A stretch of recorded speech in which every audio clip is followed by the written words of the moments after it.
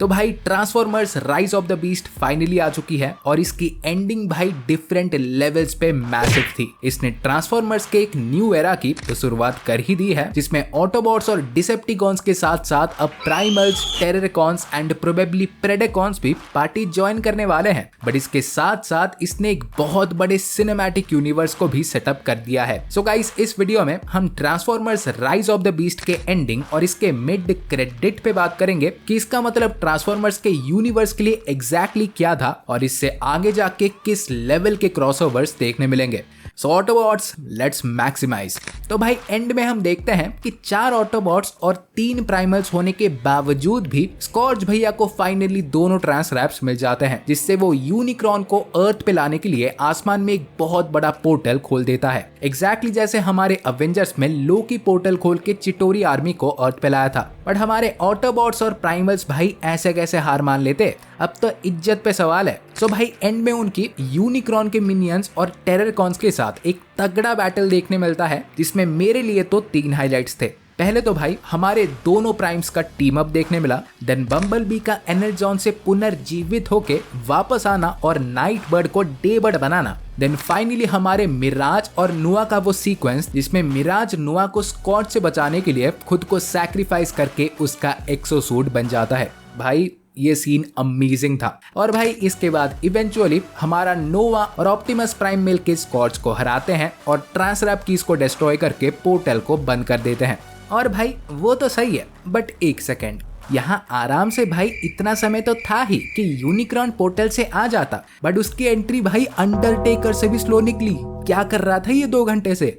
But हाँ भाई, सब कुछ खत्म होने के बाद प्राइमल कहता है कि यूनिक्रॉन हार नहीं माना है, वो इवेंचुअली अर्थ के लिए डेफिनेटली वापस आएगा, जो कि हमें पता भी है भाई इस पूरे ट्रांसफॉर्मर्स ट्रिलोजी का ही बिग बैड होने वाला है यूनिक्रॉन। सो इसका टिकट भाई इतना जल्दी तो नहीं कटने वाला। प्रोबेबली अगले पार्ट में भी डिसेप्टिकॉन्स या प्रेडेकॉन्स में से ही कोई प्राइमरी विलन होगा और यूनिक्रॉन सेकेंडरी विलन होगा, लग तो रहा है। देन भाई फाइनली ये सब खत्म होने के बाद हमारे नोआ डियाज घर लौटते हैं और फिर से जॉब की तलाश में लग जाते हैं। बट बेचारे को भनक तक नहीं थी कि इस इवेंट के बाद उस पे एक बहुत बड़ी ऑर्गेनाइजेशन की नजर है। सो भाई कुछ ही दिनों में ही उसे कंस्ट्रक्शन कंपनी में जॉब के इंटरव्यू के नाम पे बुलाया जाता है। और यहाँ भाई क्या किक मिलती है, वो इंटरव्यूअर नोआ से कुछ सवाल पूछने के बाद ये रिवील करता है कि भाई हमें तुम्हारे और तुम्हारे पहियों वाले दोस्तों के बारे में सब कुछ पता है कि कैसे पेरू में तुम लोगों ने दुनिया को बचाया।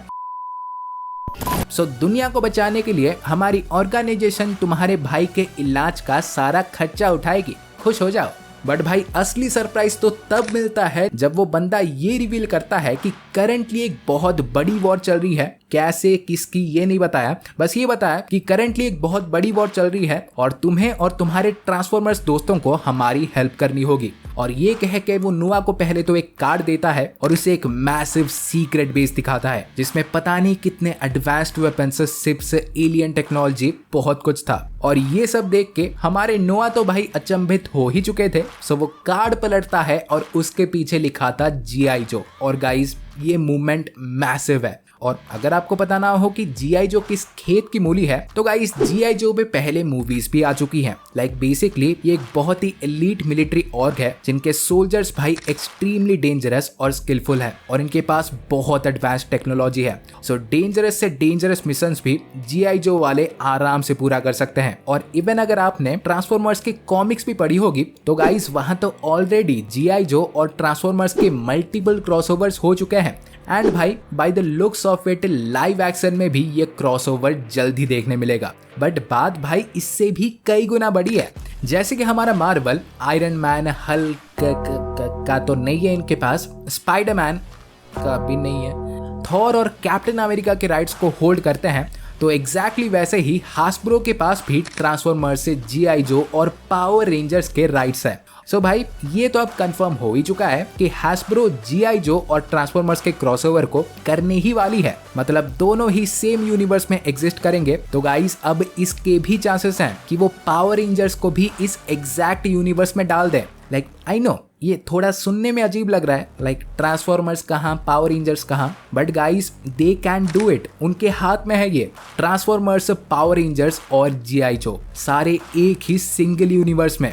देखो आई नो ये प्रॉपरली एग्जीक्यूट करना बहुत मुश्किल है, मतलब बहुत मुश्किल है, बट भाई अगर हासप्रो टाइम लेती है और कुछ बहुत ही अच्छे माइंड्स को हायर करती है तो भाई मार्वल और डीसी को भी टक्कर देने वाला एक सिनेमैटिक यूनिवर्स खड़ा हो सकता है। Possibilities will be endless. Then finally भाई मिड क्रेडिट पे बात करें तो नोआ और उसके दोस्त रीक कुछ भंगार के कार पार्ट्स जोड़ जाड़ के मिराज को वापस ले आते हैं।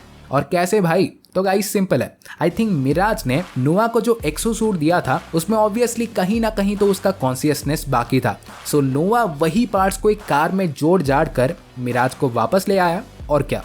सो गाइस बेसिकली यही सब था।